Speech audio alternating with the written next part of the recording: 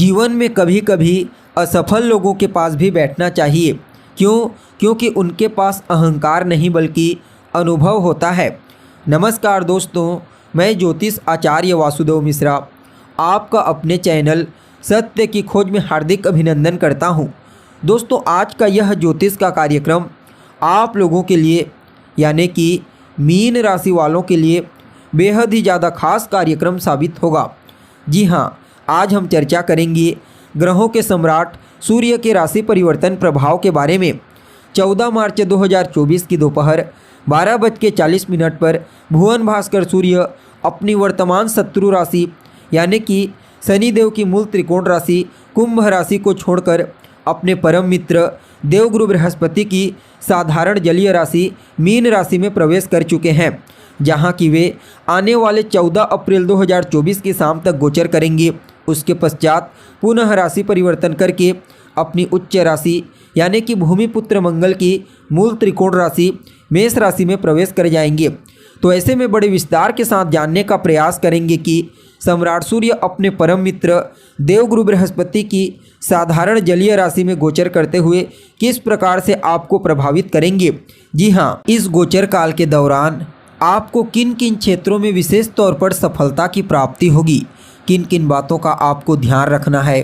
साथ ही साथ इस गोचर काल के दरमियान आपका स्वास्थ्य कैसा रहेगा, आपकी शिक्षा, आपकी लव लाइफ, आपकी मैरिड लाइफ कैसी रहेगी, पारिवारिक जीवन कैसा रहेगा, भाग्य, करियर, बिजनेस, व्यापार और फाइनेंस के दृष्टिकोण से सम्राट सूर्य के इस गोचर काल को आपके लिए कितना फायदेमंद कहा जा सकता है।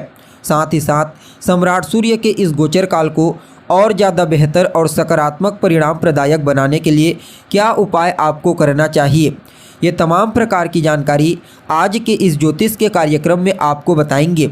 इसलिए कार्यक्रम को बिना मिस किए अंत तक देखने का प्रयास कीजिए। और अगर आप अपनी जन्म कुंडली पर हमसे परामर्श लेना चाहते हैं तो डिस्क्रिप्शन बॉक्स में और वीडियो में आपको हमारा कॉन्टैक्ट नंबर मिल जाएगा, जहां से आप या तो व्हाट्सएप के माध्यम से या फिर डायरेक्ट फ़ोन कॉल के थ्रू अपॉइंटमेंट लेकर अपनी जन्म कुंडली का विस्तार पूर्वक अध्ययन करवा सकते हैं।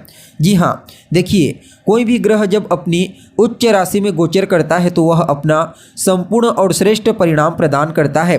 ठीक इसी प्रकार उच्च अभिलाषी ग्रह भी अपना संपूर्ण और श्रेष्ठ परिणाम प्रदान करने के लिए बाध्य होता है। उच्च अभिलाषी ग्रह किसे कहते हैं? तो देखिए, जब भी कोई ग्रह अपनी उच्च राशि से ठीक पहले की राशि में गोचर करता है तो उसे उच्च अभिलाषी ग्रह कहा जाता है। ऐसा क्यों कहा जाता है? तो ऐसा इसलिए कहा जाता है क्योंकि वह ग्रह अपनी उच्च राशि में जाने की अभिलाषा रखता है, जिसके चलते उच्च अभिलाषी ग्रह भी ठीक उसी प्रकार से पावरफुल होता है जिस प्रकार वह अपनी उच्च राशि में होता है।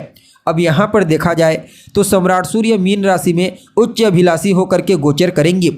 क्योंकि मेष राशि में सूर्य उच्च के होते हैं और मेष राशि से जस्ट पहले की राशि मीन राशि होती है, इसलिए मीन राशि में सूर्य को उच्चाभिलाषी माना जाता है।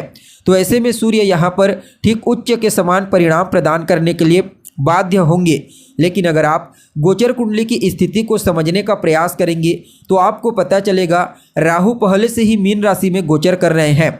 फलतः जैसे ही सूर्य मीन राशि में आए वैसे ही राहु के प्रकोप में आकर ग्रहण योग से ग्रसित हो गए हैं। जी हाँ, मीन राशि में साल का पहला सूर्य ग्रहण लग चुका है, जिसके चलते सूर्य अपनी उच्च अभिलाषी क्षेत्र में गोचर करते हुए जितना श्रेष्ठ परिणाम आपको प्रदान कर सकते थे उतना श्रेष्ठ परिणाम प्रदान नहीं कर पाएंगे। लेकिन फिर भी कुछ मामलों में उनका प्रभाव अद्भुत तरीके से आपको प्राप्त होगा, क्योंकि देवगुरु बृहस्पति जो सूर्य और राहु इन दोनों के लिए डिस्पोजिटर ग्रह के रूप में कार्य कर रहे हैं, अभी बलवान अवस्था में सूर्य की उच्च राशि मेष राशि में गोचर कर रहे हैं। फलतः राहु और सूर्य इन दोनों को कुछ न कुछ मामलों में श्रेष्ठ परिणाम प्रदान करने के लिए बाध्य होना पड़ेगा। अब देखा जाए तो आप लोगों के लिए यानी कि मीन राशि वालों के लिए यह गोचर आपकी राशि के ऊपर ही हुआ है। जी हाँ, यहाँ पर सूर्य आपके लिए षष्ठेश यानी कि आपके छठे भाव के स्वामी बन के आपकी राशि के ऊपर राहु के साथ युति बना करके गोचर करेंगे। तो ऐसे में आप सभी मीन राशि वालों के लिए भी सूर्य का यह गोचर उतना अनुकूल नहीं होगा। जी हाँ, इस गोचर काल के दौरान आपके जीवन में संघर्ष बढ़ने वाली है, परेशानियां बढ़ने वाली है। यह गोचर आपके लिए कुछ इस प्रकार से रहेगा जहां पर आपको अपनी योग्यता का भरपूर लाभ उठाना होगा। जी हाँ, आपकी जितनी योग्यता है उसके दम पर ही आपको काम करना है, दूसरों के भरोसे बिल्कुल भी नहीं बैठना है और जो भी कार्य आप कर रहे हैं उसे पुनर्विचार करके कीजिए। समय का सदुपयोग करना सीखिए। सूर्योदय के बाद तक मत सोइए। कार्य क्षेत्र में विचारों में कुछ निराशा उत्पन्न हो सकती है, तो थोड़ा सा सचेत रहने की आवश्यकता है। और यह गोचर आपकी सेहत के दृष्टिकोण से भी उतना अनुकूल नहीं कहा जा सकता, इसलिए आपको अपने स्वास्थ्य का विशेष ध्यान रखना है। जी हाँ, अपने खान पान रहन सहन का ध्यान रखना है। और कोई ऐसी परेशानी थी बीते दिनों में सेहत से संबंधित और ठीक हो गई थी तो वह फिर से आपको परेशान कर सकती है, इसका भी ध्यान रखिए। हालांकि यह जो समय है यह सरकारी क्षेत्रों में विशेष रूप से सफलता प्रदायक साबित होगा, लेकिन सरकारी कार्यों में मानसिक परेशानी प्रदायक साबित होगा। यानी कि सरकारी कार्यों में बहुत ज़्यादा डिले आपको महसूस होगा, व्यर्थ की परेशानियां बढ़ेंगी और अधिकारियों से भी पूर्ण सहयोग नहीं मिल पाएगा, जिसके चलते कहीं न कहीं आपके कुछ कार्य रुक सकते हैं। पिता के साथ भी तालमेल में कमी देखने को मिलेगी, उनकी तरफ से अनुकूल व्यवहार आपको देखने को नहीं मिलेगा और धन को लेकर के भी कुछ न कुछ चिंता बनी रहेगी। शत्रु पक्ष से भी आपको परेशानी मिलेगी, इसलिए आपको इन सभी क्षेत्रों को देखते हुए विशेष रूप से सावधानी बरतने की आवश्यकता है। खास करके इस गोचर काल के दौरान आपको अपने स्वास्थ्य का ध्यान रखना है। जी हाँ, इन छोटी छोटी चीज़ों का अगर आप ध्यान रखते हैं तो निश्चित तौर पर यह गोचर आपके लिए शांति से गुजर जाएगा, क्योंकि अभी वर्तमान समय में शनि की 7.5 की प्रथम ढैया आपकी राशि के ऊपर एक्टिव है। फलतः मानसिक परेशानी, कार्यों में रुकावट, चारों तरफ से सिर्फ निराशा ही निराशा, ऐसी चीज़ें अभी तक आपको देखने को मिल रही थी, लेकिन यह जो समय होगा उसमें कुछ न कुछ और वृद्धि कर देगा। इसलिए इस गोचर काल को आप इत्मीनान से बिल्कुल एक सामान्य जीवन की तरह व्यतीत कीजिए। कहीं न कहीं रोजाना सूर्य देव को अर्घ्य प्रदान कीजिए। अर्घ्य देने वाले जल में लाल रंग का पुष्प डाल करके उन्हें अर्घ्य प्रदान करें।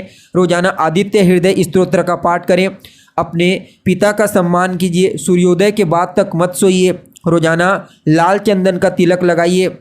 इसके अलावा रोजाना दशरथ कृत शनि स्तोत्र का पाठ कीजिए। इसके अलावा आपको गुरुवार के दिन केसर का तिलक और शनिवार और सोमवार के दिन 1 लोटा जल में 1 चुटकी सफ़ेद तिल और 1 चुटकी काला तिल मिला करके भगवान शिव के ऊपर या फिर शिवलिंग के ऊपर अर्पित करना है। अगर आप इन छोटे छोटे उपायों को इस गोचर काल के दौरान करते हैं तो निश्चित तौर पर जो भी परेशानियां आपको बताई गई है उनमें काफ़ी हद तक कटौती हो जाएगी। और एक बात, अगर आपकी जन्म कुंडली में ग्रहों की स्थिति मजबूत है, अभी वर्तमान समय में किसी अच्छे ग्रह की दशा अंतर्दशा चल रही है, तो उस कंडीशन में भी जो परेशानियां आपको बताई गई हैं इसमें काफ़ी हद तक कटौती हो जाएगी। यानी कि समस्याएं तो आएंगी लेकिन पता भी नहीं चलेगा और समस्याएं कहां चली गई यह भी आपको पता नहीं चलेगा। यानी कि कुल मिलाकर के समय सावधानी बरतने वाला है। अगर कुंडली में मजबूती स्थिति ग्रहों की है तो भी बरतें, नहीं है तो भी बरतें और उपाय को कीजिए। फिर भी इस समय को और ज़्यादा